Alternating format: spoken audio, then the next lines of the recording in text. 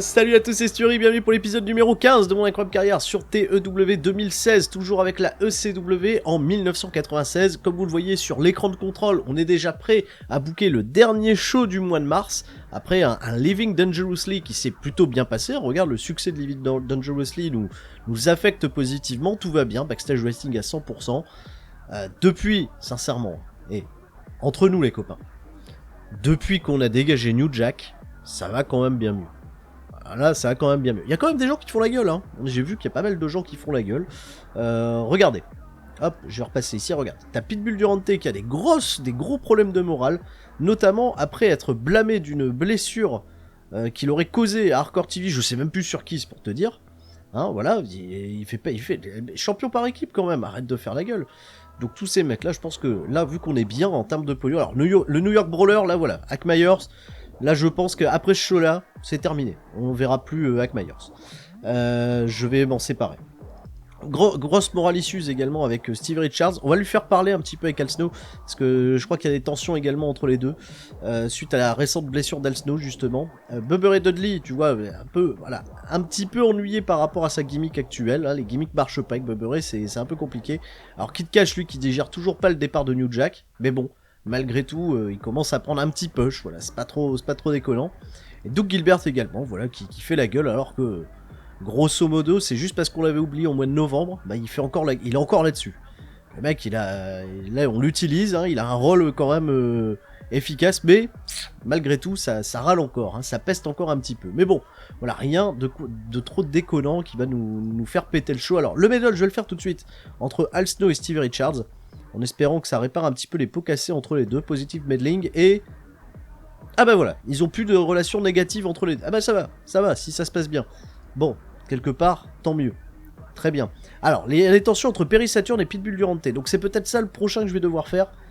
Saturn et Durante, parce que, voilà, par rapport à ce fameux botch, Saturn, lui, me fait pas la gueule. Saturn, ça va. Ça va plutôt pas mal. Regarde, il y a du positif tellement partout. C'est plus dans tous les sens. Il n'y a que ce petit moins là sur Saturn et Durante. Tout le reste, très bien. Regarde, que 4 influences négatives. Rob Van Dam, Paul Heyman, Jeff Jarrett et Yann Roten. Tout le reste, super plus. Elle est pas belle cette ECW. On va pas faire quelque chose de dingue les copains, hein, on va pas changer l'histoire. Bon, on va déjà commencer par faire notre show et trouver une issue au contrat de monsieur Jeff Jarrett. Je pense que ça va vous intéresser. On va voir ce qu'on va faire avec Jarrett, toujours champion. Les copains, à tout de suite. Et le show débute bien évidemment avec nul autre que monsieur Jeff Jarrett et Too Cool Scorpio, les Too Cool Guitars, qui vont bien entendu se vanter de leur exploit, hein, lors de Living Dangerously, de Jeff Jarrett qui a conservé son championnat contre Tommy Dreamer, qui avait gagné un incroyable ladder match à 4 pour pouvoir participer à ce main event, et ne va faire à peine mention de Raven. Voilà, il l'a battu, mais c'est sans vraiment Raven, hein, alors que c'est carrément avec Raven. Enfin bref. Franchement, ça continue de monter, tu vois, Raven, Tommy Dreamer, en plus ce segment, grâce à ça, va continuer de monter, même s'ils ne sont pas impliqués physiquement dans ce segment, c'est juste les références de Jarrett qui vont aider, et Jeff Jarrett, donc du coup, qui va être dans le main event ce soir, avec Too Cool Scorpio et Steve Austin, contre nul autre que messieurs Terry Funk, Tommy Dreamer et Rey Mysterio Jr., qui étaient également en course pour le titre, dans le ladder match. Petit match suivant, Johnny Grudge affronte Bubba Ray Dudley, une espèce de revanche de Living Dangerously où les Dudley Boys, je vous rappelle, avaient battu Public Enemy. Cette fois-ci, Johnny Grudge va prendre sa revanche sur Bubba Ray Dudley en le battant. Voilà, dans un chouette petit match, hein, qui me fait un rating de 65 où Bubba Ray Dudley continue de s'améliorer et Johnny Grudge continue de me faire des trucs pas trop qualitatifs. Je suis un peu déçu d'ailleurs. Bon, bonne hit, catch décent, mais j'attendais plus de Johnny Grudge. Je pense que Johnny Grudge et Rocco Rock, on est un petit peu en train de toucher le bout avec eux. On est un peu en train de toucher le fond et c'est peut-être des contrats que je libérerai par la suite si j'ai pas trop d'utilité à les faire évoluer. Chris Benoit va croiser Chris Jericho backstage. Il va y avoir des tensions entre les deux et Chris Jericho a pas été très performant sur ce segment, ce qui est un peu décevant. Et derrière, il va y avoir un bon match où Chris Benoit va battre Chris Jericho, voilà, en 14 minutes 44. On a fait un Benoit de Jericho à la ECW, ben oui, qui me fait un rating de 67. Voilà, petit match bien sympathique. Jericho, pas super bonne... Ouais, petite note, hein, de 49. Benoit, excellent, hein, qui performe vraiment très bien depuis qu'il est arrivé. Petit promo backstage, voilà, avec tout ce beau clan de Babyface, Terry Funk, Tommy Dreamer et Rey Mysterio Jr. qui, en étant justement dans les parages, prend popularité. C'est un petit peu le but, hein, c'est d'amener Rey Mysterio petit à petit un peu plus haut dans la carte. Et le match va avoir lieu, match exceptionnel, super note de 79, rien à dire, gros main event 3 contre 3, où Austin et les Too Cool Guitars vont battre Mysterio, Tommy Dreamer et Terry Funk en 16 minutes 04, quand Jeff Jarrett battra Rey Mysterio par soumission avec une figure 4 leg lock, pardon, mais apparemment en trichant, tu vois, en tenant peut-être les cordes de son côté pour appliquer de la pression, ce que l'arbitre n'a pas vu. On peut imaginer le petit scénario, et là tu vois vraiment des notes de grande performance. La moins bonne perte, t'imagines, c'est Too Cool Scorpio. Alors que, quand même, Too Cool Scorpio, gros catcheur. Austin, meilleure perf du match. 84, très à l'aise dans ce type de match. Et là, on fait vraiment un excellent Hardcore TV avec une note de 77 et ce gros main event des familles. Regarde, 5200 personnes désormais à la ECW pour les shows en weekly. C'est pas mal du tout, les copains, c'est pas mal. On a assuré, hein, je pense, niveau pognon sur ce mois-ci. On va avoir un très très bon bilan économique. Là, le mois de mars, plutôt régalant, même si, voilà, quelques petites déceptions, j'en parlais lors du précédent épisode sur l'affaire Jeff Jarrett. Petit tour du côté des sizes. Alors, la Tri-State, ça va à 56, par contre, tu vois que le South East et la Mid-Atlantic, 29, sont en train de monter, petit à petit en train de rattraper le New England, qui, mine de rien, décolle pas trop, on est toujours à 32, les Grands Lacs se stabilisent à 20, mais j'ai l'impression, voilà, je sais pas exactement quelle est ma progression, il faudra que je vois là au début du mois que je fasse un petit track progress, pour voir si on continue de bien grimper correctement, parce que je vous rappelle, l'objectif c'est d'être à horizon 1 an et demi dans l'esprit du jeu, que une de ces 3 valeurs, je pense que ce sera Mid-Atlantic, New England ou South East, soit à 47% pour qu'on puisse passer au niveau culte, et c'est là la priorité désormais de notre taf, puisque pognon on est plutôt pas mal, je peux même me lâcher et commencer à faire venir des stars, vraiment des catcheurs de grosse qualité, de gros talent, à voir en tout cas, mais voilà, c'est pas trop mal. Voilà, comme vous le voyez, la popularité de Rey Mysterio, elle commence vraiment à grimper. Hein. On est à 64 dans la Tri-State. On en était très loin au début, hein, souvenez-vous, je pense au début. Alors là, je peux peut-être faire un petit... alors attends. View Profile, Popularity. Voilà, je vais faire un petit track progress. Vous allez voir la popularité de Rey Mysterio. Regarde, dans la Mid-Atlantic, on est passé de 30 à 60. Juste ça, et Tri-State de 40 à 62. Il y a quand même des grosses progressions à Rey Mysterio qui devient un catcheur bien populaire. Là, le travail paye bien pour Rey Mysterio. Alors pareil, tu vois, dans les mecs pour lesquels le travail paye beaucoup, là je suis sur la feuille de Rocky Maivia, où là, dans la Tri-State, ça a pris de ouf. Hein. Dans la Tri-State, on est passé de 20 à 43. Dans le South East, c'est pas mal, hein, 20 à 27. Hein, tu vois, même Mid-Atlantic, il était à 20 partout. Imagine, donc là, le 43, tu vois, dans la Tri-State, est vraiment très très très intéressant. Bon, je me pose la question hein, par rapport à Jeff Jarrett, hein, est-ce qu'on va se faire du suspense ou pas? Là, ça devient un peu politique cette affaire. Jarrett, normalement, son contrat prend fin très prochainement. Si je regarde le profil de Jarrett, il est censé nous quitter... Alors, je sais pas où est-ce que je peux voir exactement où se termine son contrat.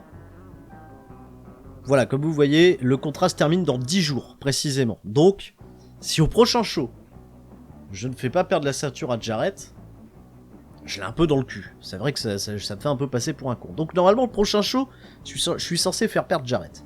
Ce qui va jouer le truc, c'est voilà, la négociation. Et là, si je négocie avec Jarrett, on avait réussi à avoir pour 2700 $ par apparence, désormais, il me demande 3300 $.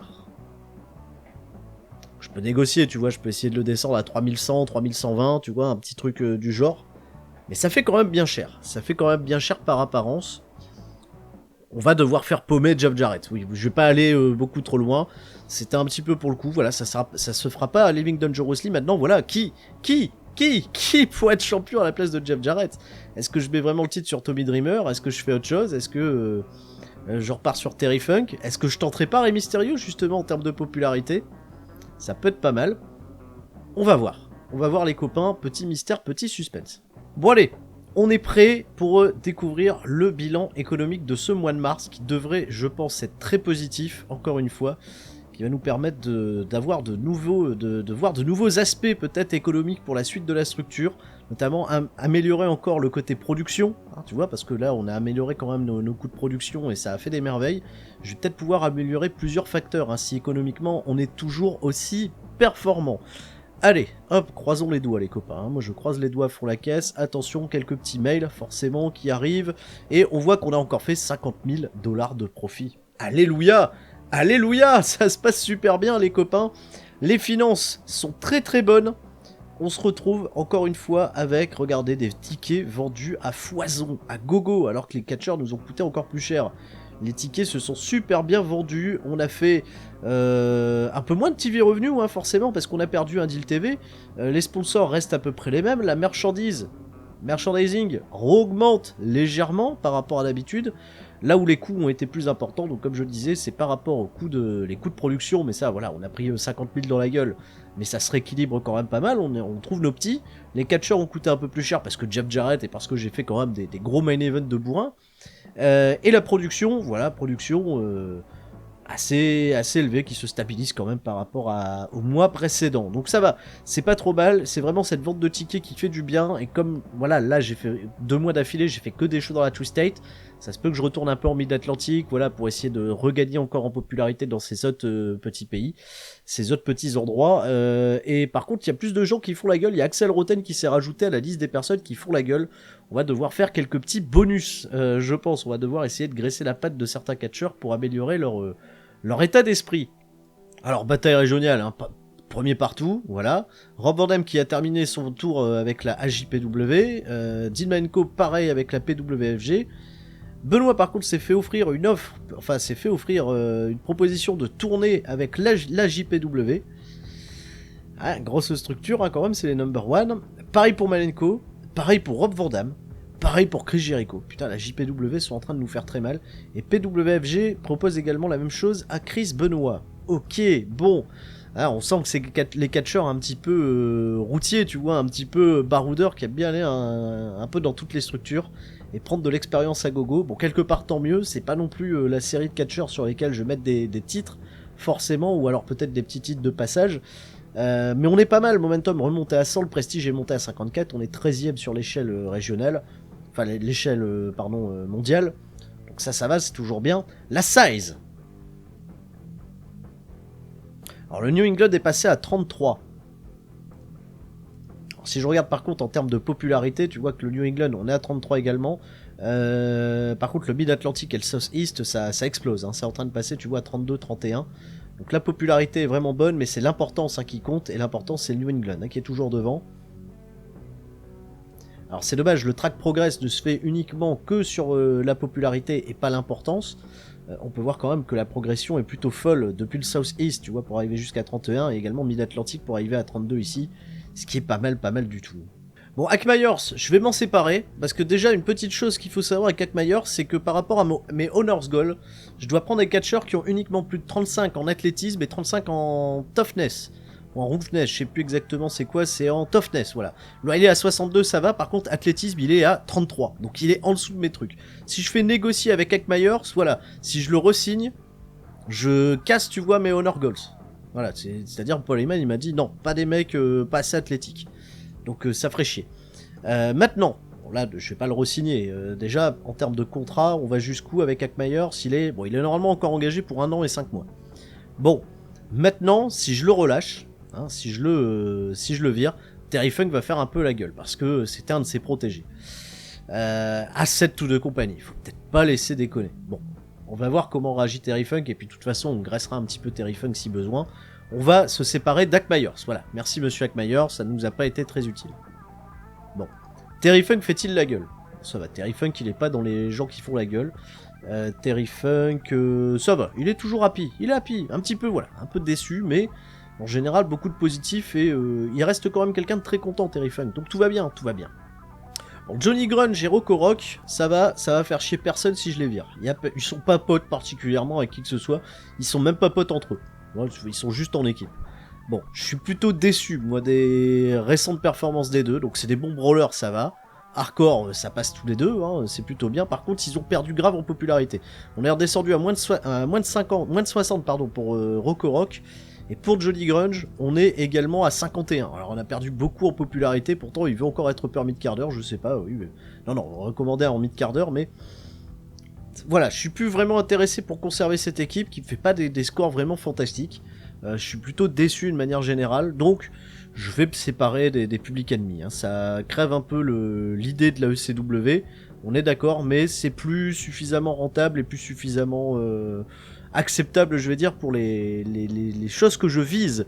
Donc, Johnny Grunge et Monsieur Rocco-Rock vont être dégagés. On va les dégager, les copains. Je release. Voilà, Johnny Grunge qui se barre. Et Rocco-Rock également. Bon, ça veut dire que je vais quand même chercher après une nouvelle équipe de Babyface. Alors, je sais que j'ai les Pitbulls, mais face à eux, j'ai que des heals. Donc, il va falloir que je crée une équipe de Babyface où j'arrive à en trouver une dans les parages, ou peut-être que je fasse avec ce que j'ai sous la main. Alors un catcheur qui pourrait être intéressant à recruter, c'est Balls Mahoney. Parce que je peux faire deux choses avec Balls Mahoney. Je peux le mettre en équipe avec Axel Rotten et essayer de recréer quelque chose d'assez cool. Tu vois, les swinging guitars de taré. Là, je sais plus le nom de l'équipe exacte. Je sais pas si elle est même déjà créée, cette équipe. Voilà, avec Axel Rotten, Axel Rotten et Balls Mahoney. Il y a déjà une équipe entre les deux, donc je peux faire quelque chose. Comme ça me ferait une équipe de Babyface qui peut, voilà, jongler, qui peut faire des matchs avec les Dudleys, qui peut, voilà, être plutôt efficace. Bon, il est déjà champion à la SMW avec qui je suis plutôt en rivalité. Il est déjà engagé avec pas mal de structures. Par contre, Balls Mahoney, voilà, il est jeune, 23 ans. Il y a déjà une petite popularité dans la Tri-State et dans le Mid-Atlantique, tu vois, des zones où je suis plutôt bien. Ça aussi, c'était pas mal, ça à 40. Et surtout, bah voilà, en termes de skills, j'ai 63 en brawl, 68 en hardcore. Ce qui est plutôt, tu vois, équivalent avec Johnny Grunge et Rocco-Rock, sauf que voilà, là j'ai la jeunesse, et j'ai des choses intéressantes. Le ceiling est très bon, il a 70. Il n'y a pas trop de star quality, bon bah ça c'est pas trop grave, à la limite, si c'est pour faire du tag. Bon, ça peut le faire, il a une bonne note en Babyface, 77. On peut peut-être faire quelque chose d'intéressant avec... Moi je vais tenter le coup, voilà, c'est 1000$ normalement, bon je vais essayer de l'avoir pour moi, je vais essayer de lui proposer 850, on verra à combien il se met, 700$ derrière, en downside, les trajets pas couverts comme à l'habitude, mec new offer, bon il veut 950$, il veut quand même beaucoup plus, hein, 950, bon on va lui donner 950. 950$, ça restera toujours moins cher que Johnny Grunge et Rocco-Rock, et ça me permettra peut-être d'utiliser un peu mieux Balls Mahoney en équipe avec Axel Rotten pour pouvoir avancer, tu vois, dans toute cette affaire. Alors je regarde, là c'est une liste avec des catcheurs hardcore. Il y a un autre catcheur qui va m'intéresser peut-être à l'avenir, c'est Mike Awesome. Mike Awesome qui a des très bonnes stats en brawl notamment, qui pourrait vraiment être plutôt intéressant. Et puis on connaît le passé de Mike Awesome, il est super bien placé hein, dans le Power 500, il est à la 48e position. Le truc c'est que Mike Awesome est utilisé pour l'instant par personne, il est même pas chez FMW. Il coûte cher Mike Awesome, 1100$. Je vais peut-être attendre je vais le shortlister. Je vais peut-être attendre un petit peu de voir Mike Awesome parce que voilà, le problème avec Mike Awesome c'est que sa popularité n'est qu'à 42 dans la Tri-State. Et j'aimerais utiliser, si Mike Awesome arrive, j'aimerais qu'il crée de l'impact. Donc j'aimerais qu'il prenne un peu plus en popularité au sein des territoires. Dans le South East, un peu plus populaire, hein, 48. À voir en tout cas. Mais Mike Awesome serait quand même une bonne addition au sein de la ECW. Je prends. Alors je sais qu'il n'y a plus la section commentaires là pour les quelques épisodes que je prépare pendant ces vacances que vous allez avoir tout au long du mois de juillet. J'aurais dû en parler en début de vidéo, je le fais maintenant. Mais bon, j'espère pas me planter et je pense que certains vont me réclamer Mike Awesome qui a quand même un profil bien adapté à ce que je fais. Hein. Mais je l'ai dans les tuyaux. Il arrivera peut-être un jour ou l'autre, Mike Awesome. Tout comme Masato Tanaka, même s'il a, voilà, Tri-State l'a dit, il est pas du tout populaire, il est qu'à la FMW, mais voilà, il a des stats très intéressantes, très impressionnantes, notamment Brawl Hardcore 80-80. Ça, c'est vraiment le genre de catcheur qui pourrait bien coller à notre profil. Un peu cher, 1000$, mais bon, économiquement, on s'en sort quand même beaucoup mieux. À voir, je vais attendre un petit peu, pareil, shortlist sur... il est déjà dans ma shortlist, de toute façon, Masato Tanaka, qui va être un catcheur que je vais beaucoup suivre pour l'avenir. Bon, également, étant donné qu'on était le dernier dimanche du mois de mars, il y a eu WrestleMania, les copains. On va aller voir ce qui s'est passé à WrestleMania, qui nous a servi une incroyable carte, hein, 79 pour ce WrestleMania 12, avec Owen Hart, qui fait le main event contre Bret Hart, dans un match où il n'y aura pas de vainqueur, mais qui fait une note de 85, les copains, déjà 79 pour la note globale. Ils étaient dans la Nouvelle-Angleterre, justement, 41 000 spectateurs, des choses plutôt chouettes. Bah, King Mabel a conservé son championnat intercontinental en battant Razor Ramon. Ok, on a également alors Norio Tateno qui a conservé son championnat féminin, très bien. Il n'y a rien eu de très passionnant. Est-ce que les Hardy ont catché sur WrestleMania? Non, pas du tout. Même dans le pré-show, on a personne. Le 1-2-3 Kid a catché dans le pré-show. Ok. Mais ouais, Owen Hart, Bret Hart, t'imagines quand même. Alors, normalement, c'est Shawn Michaels, Bret Hart, le main event de WrestleMania 12. Mais Owen Hart, Bret Hart, ça a quand même pas mal de gueule. D'ailleurs, Owen Hart, regardez une petite chose. Je vais me faire une petite shortlist sur Owen Hart. Sait-on jamais, même si en termes de popularité, voilà, on est quand même ultra populaire, ultra hype avec ce catcheur. Hein, Owen Hart, champion actuel, champion du monde de WWF dans le jeu. Et oui, c'est pas arrivé en vrai, mais là au moins ça l'a fait et ça le fait plutôt pas mal. Bon, il y a une petite information aussi que je vais pas prendre à la légère, c'est Dean Malenko apparemment qui a besoin de souffler. Il se serait confié apparemment, voilà, les insiders sont un peu inquiets du gros calendrier de Dean Malenko. Qui en fait beaucoup, il devrait trouver un moyen de souffler. Écoute, je pense que Malenko, je vais le faire souffler aussi. Je voulais vraiment qu'il soit durable avec ce championnat TV de la ECW, mais voilà, je vais peut-être faire tourner les choses. Il y a Chris Benoit aussi qui est pas mal dans la mid-card, même si je vais pas la voir beaucoup. Je vais regarder un petit peu les nouveaux emplois du temps là, des catcheurs, notamment voilà, tous ceux qui ont pris un peu des tournées avec les structures japonaises. Chris Benoit, je vais regarder tout de suite son profil et surtout ses disponibilités. Alors Chris Benoit, voilà, là qui est dispo les mercredis, pas de problème. Bon, il est dispo les mercredis, les tournées là pour l'instant avec la War, c'est essentiellement le mardi et le jeudi, et les dimanches. Donc là pour l'instant on n'est pas trop mal, on peut faire des choses même s'il va être en gros état de fatigue à chaque fois. Ça c'est un peu moins cool. T'imagines Japon, il revient tu vois en plus sur la côte est des États-Unis pour repartir derrière, gros truc, hein, Chris Benoit... il voyage bien, hein. Il voyage pas mal. Et nous, on couvre pas les trajets. Bande de bâtards. Et je vous parlais que je cherchais un babyface pour jobber. Ouais, pour pas faire grand chose, pour prendre le job. Donc je me suis fait un petit filtre avec des bons catcheurs, bons in-ring, moins de 25 ans. Bonne qualité de star, tu vois, pour les construire à l'avenir. Bagarreur décent. Hein, voilà, pas forcément prodigieux, mais j'ai une liste de catcheurs qui m'apparaît. Ou peut-être le meilleur de tout ce monde, c'est Satoshi Kojima, mais je peux pas le prendre, parce qu'il est actuellement en excursion et je peux malheureusement pas le signer, je peux pas l'avoir chez moi. Par contre, il y a quand même pas mal de catcheurs intéressants, il y a Chris Harris, hein, souvenez-vous, Braden Walker, hein, et ce moment backstage où il parlait à Matt Hardy, enfin bref, hein, ce bon vieux Chris Harris. D'Lo Brown, qui pourrait être intéressant, mais qui en apparence qui est pour l'instant sous le rôle de AC Connor à la WWF, donc je vais pas l'avoir super régulièrement. Iceman, que je connais pas particulièrement, qui est français, mais bon, enfin qui est français, qui est anglais, qui est, voilà, pas d'intérêt particulier. Ray Gonzalez, pour être pas trop mal, qui est chez WWC, World Wrestling Council, et qui est actuellement champion par équipe là-bas. Bon, après il est chez les autres, hein, c'est ça le problème. On a monsieur Leo Kruger, hein, monsieur Adam Rose, hein, voilà, qui fait sa première année, qui a 16 ans, qui est tout jeune à ce moment-là, mais qui est disponible dans le jeu, qui peut apparaître et qui peut être en effet assez sympathique. Satoshi Kojima, j'en parlais, et Val Venis. Val Venis, plutôt intéressant là aussi, mais je trouve que allez, les stats de Chris Harris seraient peut-être un petit peu plus adaptés, même si en hardcore il n'y a pas grand-chose. Basique et psychologie, c'est assez bas. Mais pour faire des matchs où il se ferait jobber la gueule, ça pourrait être sympa. Alors, 270$, en plus ça coûterait pas cher du tout. Sean Morley, on est à 500$. Tu vois là, c'est vraiment pour prendre des jobs, hein. Pour prendre des jobs contre des heals. Et rien d'autre, parce que voilà, j'ai que Jeff Hardy pour prendre des jobs, véritablement. Chris Jericho, à un moment, j'ai envie qu'il ait un peu de momentum, donc je vais arrêter un peu de faire jobber de Jericho. Mais prendre Chris Harris, voilà, pour jobber, ça peut être pas mal. Puis ça coûte vraiment pas bien cher, hein. 250$, tu vas voir, je vais réussir à l'avoir là, même pour 250, je vais essayer le coup. Downside trop basse. Bon, par contre, il accepte 250$, c'est pour dire. Downside encore basse, ok, 190. Il veut 260. Bon, 260, allez, c'est pas décollant. 260$, et on va voir Chris Harris dans quelques jours. Voilà, je pense qu'on peut faire quelque chose de correct avec Chris Harris, qui pourtant qui a une meilleure note de heal que de babyface. Ah, c'est un élément que j'ai pas regardé. Je vais regarder par rapport à très bon babyface pour Sean Morley. D'Lo Brown. Pour D'Lo Brown, ça m'embête un peu plus. Raymond Lipon. Ouais, pas bonne note de babyface. Bon, de toute façon, c'est pour jobber. Donc bon, Balek quelque part. Puis souvenez-vous d'une chose, Chris Harris, à une époque, début des années 2000, chez TNA, c'était pas mal du tout, hein. C'était plutôt correct comme catcheur, hein. Moi j'aimais bien Chris Harris, c'est un petit plaisir coupable, hein, qui est devenu après rien du tout. Le mec il cite quand même après dans la plus grosse compagnie, à savoir WWE, pour arriver avec une shape dégueulasse, c'est quand même horrible. Enfin bon, Chris Harris, Cowboy Jamstorm, à l'époque, je pense qu'on misait plus sur Chris Harris que Jamstorm, mais finalement, tout le contraire. Hein, bon, même si Jamstorm ça a pas non plus, ça a pas non plus explosé tant que ça.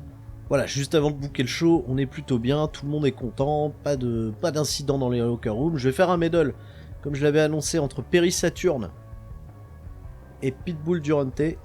Voilà, Durante est là. Il me manque Perry Saturn. On va essayer un petit peu de calmer les choses entre les gens. Positivement. Aucun effet, d'accord, aucun effet. Bah écoutez, aucun effet. Bon, que va-t-il devenir de Jeff Jarrett, les copains? Est-ce que Jarrett va rester? Est-ce que Jarrett va partir? Est-ce que Jarrett va toujours être champion? Gros dilemme, en tout cas, pour cet épisode d'Hardcore TV qui va nous lancer le mois d'avril 1996. Je book le truc dans tous les sens. À chaque fois que je fais perdre Jarrett, à chaque fois que je veux faire perdre le titre à Jarrett, j'ai toujours Jarrett qui fait la gueule. En même temps, il va partir. Mais il est pas content. Il est pas content de perdre ce titre en même temps, mais il m'a fait un peu de chantage. Hein. Il a voulu, tu vois, me le faire comme à la WWF à l'époque où il a gaulé 300 000 $ à Vince McMahon pour pas rendre le titre intercontinental. Hein. Plusieurs années plus tard, intégré dans le Hall of Fame. Là, il me fait la même, tu vois, il se plaint le mec. Mais ça va rien changer. Jeff Jarrett va perdre le titre ce soir, les copains, et comme vous le savez, ça sera face soit à Raven, soit à Tommy Dreamer. Là, vous ne le voyez pas. La réponse, dans un instant. Le show débute avec Jeff Jarrett qui menace la ECW de quitter, de terminer son contrat là à la fin de la semaine, et de se barrer avec la ceinture ECW chez WWF. Ah! Et Paul Heyman qui est pas content du tout, qui fait non, monsieur Jarrett, hors de question. Tu vas affronter Tommy Dreamer dans un combat 1 contre 1, un match revanche de Living Dangerously, où je vais m'assurer qu'il n'y ait pas d'intervention extérieure pour que le match se déroule dans les meilleures conditions. Et il renvoie Too Cool Scorpio chez lui. Voilà, Too Cool Scorpio rentre chez toi. L'intervention, elle venait de Raven. Mais bon, vous allez voir, on va y venir. Gros début, hein. 88, gros segment, grosse tension.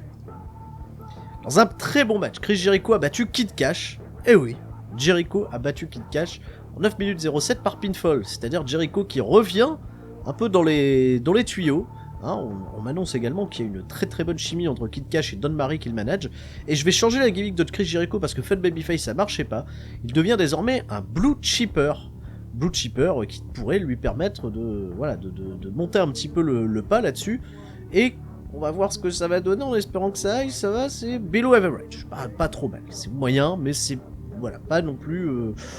C'est voilà. Chris Jericho, donc du coup un futur talent, voilà, c'est grosso modo c'est ça l'idée, hein, c'est futur talent Chris Jericho. Petit segment derrière avec Chris Jericho, donc du coup qui fait une promo, il est hyper content, il vient de gagner un combat, il a battu Kid Cash, et le partenaire forcément de Rob Van Dam, à savoir, le partenaire de Kid Cash, à savoir Rob Van Dam, va pas être content, et accompagné de Don Marie, il va venir casser la gueule de Chris Jericho, peut-être pour préparer quelque chose d'intéressant entre les deux. Hein, Chris Jericho s'améliore sur sa gimmick, bah écoute, voilà. Petit démarrage.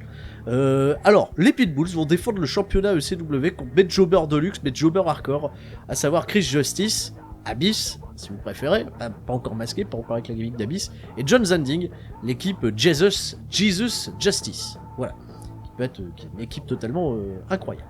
Et ben écoutez, ça me fait une bonne note de 67, ça va être un match Street Fight, voilà.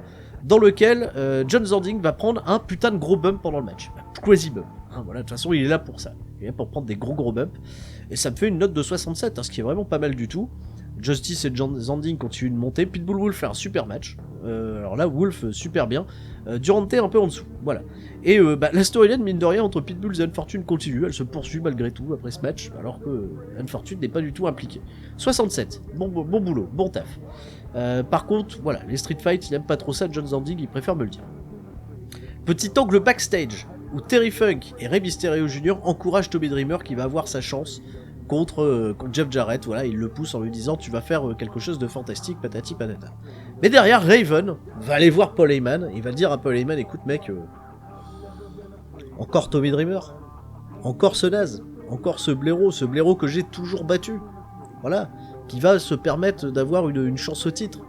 Et il va menacer Paul Heyman de le mettre dans le match. Si tu veux pas que j'intervienne dans le match, la meilleure manière c'est de me mettre dans le match.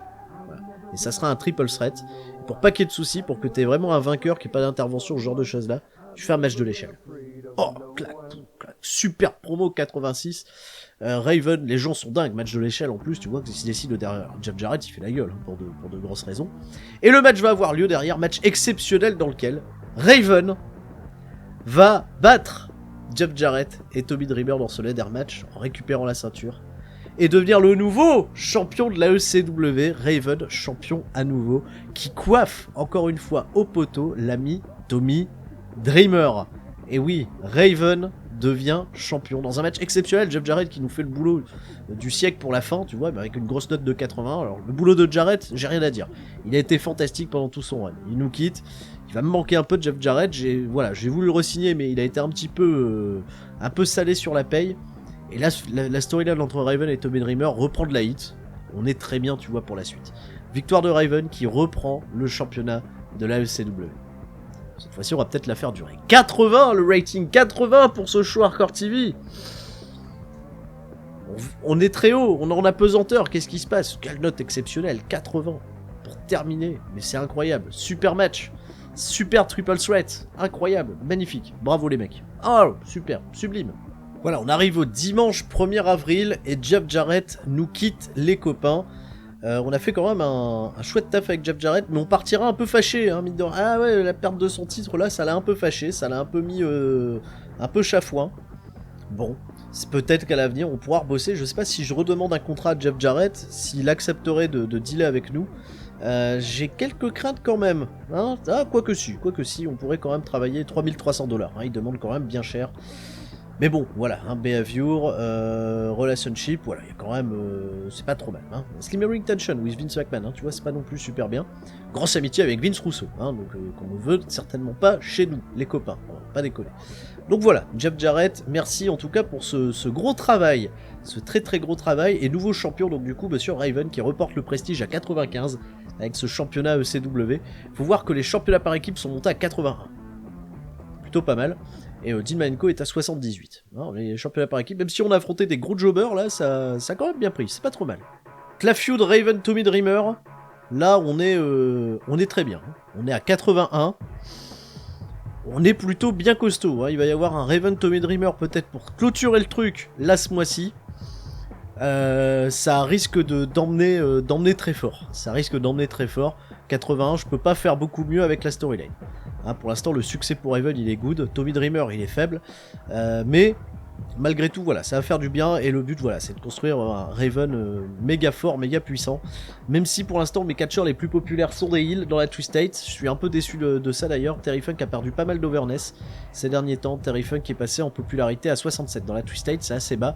Sachant que dans le Mid-South, par contre, le mec il est over as fuck. Hein. 77, la grosse star du Mid-South, où on ne va jamais. On va jamais dans le Mid-South. C'est étonnant, mais c'est comme ça. Mais bon, Terry Funk, on va essayer de reconstruire un peu notre ami Terry Funk, ou peut-être donner la place à d'autres superstars dans la Twist-State qui pourraient nous amener de la grosse qualité. Bon, par contre, tous ces gens qui font la gueule, on va essayer de régler ça à coup de monnayage, à coup d'argent. Axel Rotten, on va lui donner un petit bonus de 1000 balles. Voir si ça peut réduire les problèmes. Voilà, content d'avoir son petit bonus, ça y est, il est pleased, il fait plus la gueule. Gros problème de morale hein, pour Pitbull Durante, à qui je vais filer 1000 balles aussi, on verra bien. Si ça peut le détendre un peu, il reste toujours un peu en colère. Bon. Stevie Richards, lui qui fait toujours la gueule, on lui avait déjà donné 1000 $, on va lui redonner 1000 $. 1000 $ pour Stevie Richards, qui est toujours ennuyé. Bon, toujours ennuyé, mais moral issues, c'est plus Big moral issues. Bubba Dudley, ça devrait être suffisant. Si on lui file 1000 $, Bubba Dudley, je pense qu'il va se calmer. Voilà, il est content, happy, pas de problème.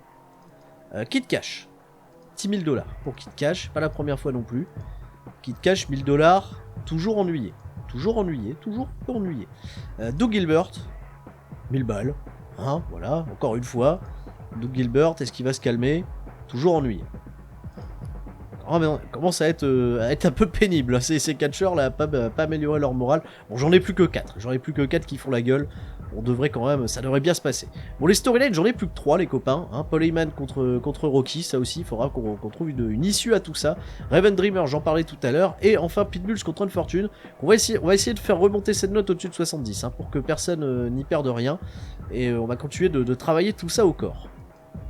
Alors Bret Hart qui aimerait partir, qui aimerait s'envoler vers d'autres cieux, c'est apparemment une interview, il s'est confié à la télé, il s'est confié donc du coup sur une petite interview. On va shortlister Bret Hart, on va surveiller un petit peu les mouvements. Pour l'instant il est en Right and Deal, la popularité va peut-être, voilà, ça va peut-être vous dépasser parce que Twist-State là on est sur des trucs, donc je pense qu'il est un petit peu trop huge pour nous l'ami Bret Hart, mais bon, je voulais surveiller ça de près. Ah, Sturi, il se retient plus maintenant. Il pense qu'il peut avoir Bret Hart à la ECW. Ah là là. Peut-être pas avant le niveau culte, en effet. Le niveau culte, non, on n'y est pas encore. On n'y est pas encore. La Twisted, ça progresse, 57, mais derrière, ça stagne. Ça stagne un peu. Ça stagne un peu trop. On va peut-être aller refaire un show dans le New England, d'ailleurs. Allez, petit show dans le New England pour le Hardcore TV de ce soir, les copains. On est parti. Ah, j'ai des incidents backstage. Locker room incident.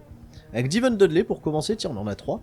Devon Dudley... Qu'est-ce qui se passe? Oh, regarde, tout le monde, il explique ses péripéties sur la route, et ça crée une chouette atmosphère, super Devon, impeccable. Kim Anthony. Oh, voilà, elle a fait un petit jeu backstage, et tout le monde est devenu super populaire. Tout va bien dans cette ECW fantastique. Ah, par contre, Terry Funk, un petit incident avec John Zanding. Bah non, il lui donne des conseils sur comment vendre. Hein, voilà, John Zanding, Terry Funk, ça se passe bien. Ça boit un coup, forcément. Bois un petit coup avec Terry Funk comme à l'habitude. Mais écoute, 100% de backstage waiting, qu'est-ce que tu veux? Tu vois, c'est charmant la ECW. Voilà, il manque plus que des licornes, tu vois, des arcs-en-ciel, du bleu, blanc, rouge. On est magnifique, tu vois. C'est la ECW pour tous. C'est comme ça que ça marche. ECW dans la meilleure des ententes. Hein. La ECW pour tous, les copains. Donc nous sommes dans la Nouvelle-Angleterre et nous allons commencer directement avec un match pour le championnat de télé entre Dylan & Co et Too Cool Scorpio qui se retrouvent à nouveau tout seul puisque Jeff Jarrett a quitté la compagnie pour un match plutôt décent qui va me faire une note de 69 où tout le monde il va quand même de sa bonne personne hein, et puis Dylan & Co qui va remporter le match avec une note de 72 sur Too Cool Scorpio 69 dans des états où ils sont pas forcément les plus populaires. Ça me réjouit quand même. On fait une petite note de 69 pour donner vraiment le ton en ce début de show. Petit angle avec Steve Austin qui vient féliciter Raven pour son récent succès. Il félicite Raven, écoute, bravo Raven, beau mec, belle victoire, nouveau champion, mais sache que je t'ai à l'œil, hein, voilà, je suis quand même dans le coin, mais je suis content pour toi. Il y a un catcheur qui est pas content, c'est Mikey Whipwreck, parce qu'à aucun moment Whipwreck il a eu sa chance dans tout cet imbroglio avec Jeff Jarrett, il a pas eu sa chance au titre, donc voilà, Mikey Whipwreck qui se pointe et qui dit moi ce soir je veux te prouver que je peux être dans le coup, je peux être là. Bon, il a fait en plus une performance plutôt faible au micro. Voilà, c'est pas excellent Mikey Whipwreck, mais bon, on essaye de le remonter un petit peu. Il est upper mid-carder, bon voilà, Whipwreck, on teste. Il y aura un main event par équipe où Whipwreck va devoir se trouver un partenaire. Dudley Boys contre Bugs Bunny et Axel Rotten que j'utilise pour la première fois en équipe. Écoutez, c'est pas trop mal, hein, voilà, là où les catcheurs sont pas forcément les plus populaires, Devon Dudley se démerde quand même pour me faire une note de 75, grosse équipe, Bugs Bunny qui démute sa gimmick d'extrémiste et qui a une note de very good, voilà, c'est plutôt bien, Bugs Bunny et Axel Rotten, qui font un match plutôt décent et qui vont battre d'ailleurs les Dudley Boys, hein, victoire d'Axel Rotten et Bugs Bunny qui démarrent bien leur petit run en équipe. Terry Funk va battre Sexton Hardcastle, comme ça, pour rigoler. Hein, voilà, petit match entre Terry Funk et Edge, pour essayer de donner un peu de bonnes choses, mais ça clique pas entre les deux, entre Terry Funk et Edge, ça clique pas du tout. Voilà, on n'est pas à One Night Stand 2, hein, ça clique pas du tout entre les deux. Et Terry Funk, qui, malgré qu'il y mette du bon cœur, et voilà, ça a pas marché de folie. 51, petite note. Derrière, segment, le retour du Sandman, qui va revenir attaquer Chris Benoit. Le Sandman, il fallait bien qu'il revienne. Je profite sur le fait que le Sandman soit assez populaire en Nouvelle-Angleterre pour reprendre un petit peu les choses là où on les avait laissées, pour que voilà, on ait un petit dénouement à ce chapitre. Enfin, dans le main event, Mikey Whipwreck va faire équipe avec Rey Mysterio Jr. et dans un superbe match, qui est une superbe hit, Raven et Steve Austin vont battre Whipwreck et Rey Mysterio parce qu'il faut pas déconner. Raven va battre Rey Mysterio par tomber après le Even Flow DDT. Voilà, Austin fait la meilleure performance du match, 84. Super note d'Austin, très populaire. Pour un show, voilà, qui se termine pas trop mal, qui me fait un 73, on revient dans des notes plutôt décentes, mais plutôt de même moyenne, hein, on fait plus des 80, hein, comme la dernière fois, mais ça reste quand même bien honnête. Les copains, il nous reste un dernier show à se booker pour cet épisode. Après, on se préparera pour le gros événement, à savoir, je crois que ça va être Barry Legal. Ça risque d'être pas mal aussi. Avec des gros matchs en préparation en plus. Voilà, il y a de quoi faire. Oula, Rey Mysterio s'est blessé. Rey Mysterio Jr. s'est blessé. Ah, mauvaise nouvelle. On va regarder exactement pour quelles conditions et pour quelle durée. Une blessure 19 jours. Hein. Oula, je perds un bon babyface, hein, bien solide. Surtout qu'on était en train de bien utiliser Rey Mysterio. Je vais faire un petit tour dans le Creative Meeting, tiens, pour regarder qui est en manque total de momentum. Il y a que 4 catcheurs qui sont dans la base du momentum. C'est Too Cool Scorpio qui perd tellement. Too Cool Scorpio, on va essayer de refaire quelque chose. Doug Gilbert et Perry Saturn, faudrait peut-être leur redonner un peu de momentum parce qu'ils sont quand même dans une storyline et puis voilà. Et Chris Jericho qui remonte un petit peu. Qui est chaud? Raven est totalement énorme, voilà, gros main eventer tout ça. Taz, toujours gros momentum. Les Pitbulls, gros momentum. Et Malenko, forcément, tu vois là t'as les champions. Les 2 champions, tous les champions tu vois ont du gros momentum. À part Taz. Bon, Taz il est plus champion, mais Taz là je vais m'en servir justement pour le prochain show. On va se servir justement de ce gros momentum de Taz. Ah. Ou alors j'ai shortlisté Owen Hart. Il faut savoir que son contrat s'est terminé. Bon, il est pas du tout intéressé pour nous rejoindre parce qu'il est trop over et il est actuel champion WWF. WCW lui a proposé un contrat. Ça peut être intéressant. Hein. T'imagines Owen Hart qui se retrouve chez WCW à ce moment-là. Oulala. Hein, tu vois, WCW il reste quand même à l'affût. Ils sont derrière, ils se positionnent. On sait pas trop. Ah, des incidents backstage. Très bien. Je suis content moi de voir des incidents backstage. Donc Chris Justice et Sexton Hardcastle, qu'est-ce qui se passe entre Abyss et Sexton? Bah ils vont très bien. Voilà, ils sont devenus potes. Abyss est devenu pote avec Edge. Très bien, et ça fait du bien à tout le monde. Zanding avec Terry Funk. Voilà, il va lui donner des tips encore sur le selling, impeccable. Et avec Devon Dudley au micro, voilà, un peu de mic skills pour Devon Dudley. Que je vais peut-être essayer de lancer solo et peut-être mettre Big Dick plutôt en équipe avec Bubba et Dudley. Parce que voilà, il y a quand même un gros écart entre les deux, j'en ai déjà parlé, mais je vais peut-être le faire ce truc. Allez, c'est le dernier show qu'on fait pour cet épisode les copains, la nouvelle équipe, donc du coup les Dudley Bigs, Big Dick Dudley et Bubba et Dudley, contre Axel Rotten et Balls Mahoney, vont prendre une bonne revanche puisque... Bubba et Dudley qui va prendre une bonne revanche puisqu'ils vont battre Axel Rotten et Balls Mahoney dans un petit match qui va ouvrir le show, qui me fait une note de 58, qui, voilà, c'est les informations qui m'intéressent le plus. C'est un gros départ, hein, voilà, et match qui aide, match qui lance bien les hostilités, avec Big Dick Dudley qui fait un de ses premiers matchs. C'est vrai que j'ai pas utilisé beaucoup Big Dick Dudley qui me sert de manager pour le moment, mais qui se met petit à petit dans le bain. Et je vais tester donc du coup les Dudley Bigs en attendant. Et Axel Rotten, Balls Mahoney qui vont perdre ce match, mais peu importe, hein, ils reviendront plus forts par la suite. Dans un segment freestyle au micro, hein, parce que la storyline perdait un petit peu de la hit ces derniers temps, vu que je les avais pas trop utilisés à l'écran. Rocky Maivia et Paul Heyman vont annoncer, enfin Rocky va surtout annoncer à Paul Heyman qu'il est prêt, tu vois, à constituer son équipe pour aller face à celle de Paul Heyman. Paul Heyman, c'est plutôt Paul Heyman qui va défier Rocky à faire ça. Ça, on n'en parle plus, ça c'est terminé. Rocky va accepter à une condition, ils vont signer un petit contrat, etc. Mais Rocky va modifier un truc et ça obligera Paul Heyman à catcher pendant le match. Paul Heyman va-t-il catcher? Va-t-il être dans le truc? Donc un gros match 4 contre 4 sur Survivor Series match, tu vois, dans l'esprit, où Heyman sera obligé, tu vois, de se confronter à l'ami Rocky Maivia.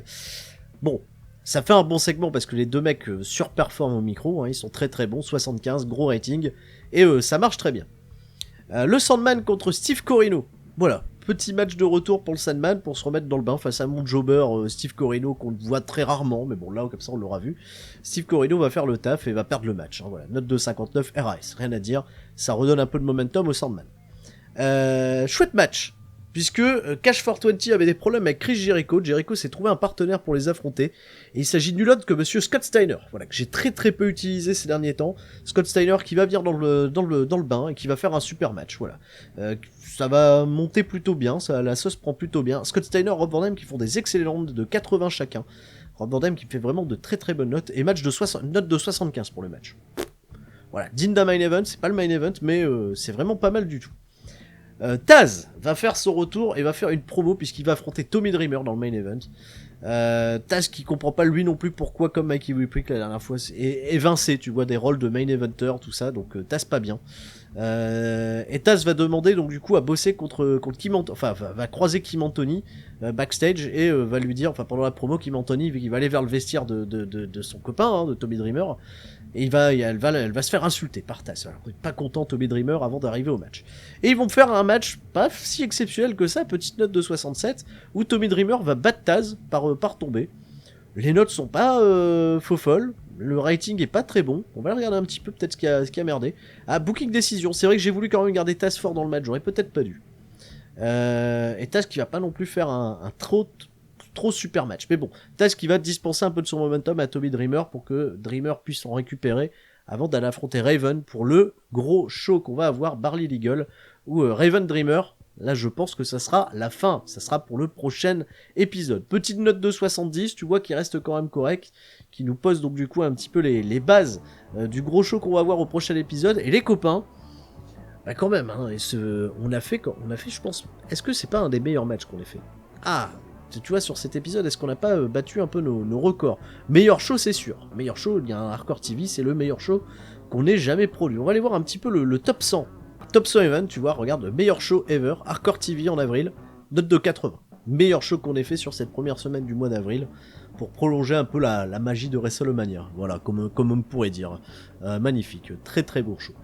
Alors le meilleur match, la palme reste toujours au Cactus Jack Tommy Dreamer qu'on avait fait en septembre 95 à Anarchy Rules. Ça reste le meilleur match qu'on ait jamais fait. Cactus Jack contre Tommy Dreamer. Mais le Triple Threat, Raven, Jarrett et Dreamer, note de 83. Et le ladder match, tu vois, qu'on avait fait juste avant, à Living Dangerous League 83 aussi, tu vois, là on a les meilleurs matchs. Alors Tommy Dreamer, génial, impliqué dans tous les meilleurs matchs de la compagnie. Dans les 3 meilleurs matchs, il y a Tommy Dreamer. Beau mec, super beau mec, je m'attendais pas à ça de Tommy Dreamer, mais quand même. Bonne valeur, hein, quand même, Dreamer. Ah, pas mal du tout. Alors, Dwayne Johnson, changé de nature de physique. Désormais, il est ripped. Tu vois, il est sec, il est bien physiquement. Il est bien dessiné. Il est, voilà, taillé dans l'acier. Plutôt bien pour la suite. Pour finir, en termes de size, la Mid-Atlantique est à 30. Bon, ok, ça va, ça se rapproche. Sous East, on va perdre un petit peu dans le sauce East. On est à 30. New England, 33, malgré qu'on ait fait un petit show là-bas. Bon, ça n'a pas non plus aidé des masses. Mais bon. Bref, ça montera peut-être par la suite. Puerto Rico, Hawaï, alors là, on est inconnus là-bas. Ils ne savent pas qui nous sommes. 1. Note de 1. Hein, voilà. Et je ne parle même pas de l'Europe, je ne parle même pas de la France, tu vois, où on est à 3. Voilà. Et alors en Australie centrale, 2. Voilà. Pas connu du tout la ECW là-bas. Ah, ça marche pas. Voilà pour cet épisode numéro 15, qui nous aura bien fait avancer, n'empêche, sur pas mal de trucs. Je suis plutôt content de la tournure des choses, les copains. Bon, ça me manque un peu hein, d'avancer un petit peu à l'aveugle et de pas avoir vos retours sur les épisodes. Mais bon, voilà, il va falloir vous y habituer pour les quelques épisodes qui arrivent. Et à partir du mois d'août, on reviendra donc du coup avec la formule où je vais lire les commentaires. Mais je vous cache pas, le premier que j'ai fait sans vos commentaires, ça me manque un petit peu, ça me manque un peu pas mal même. Bon, vous m'en voudrez pas, hein, c'est normal, je suis pas là, je suis actuellement en vacances, hein, donc c'est préparé à l'avance. J'ai plus qu'à vous faire des gros bisous à tous et à vous dire à la prochaine. C'était Sturi, ciao bye bye.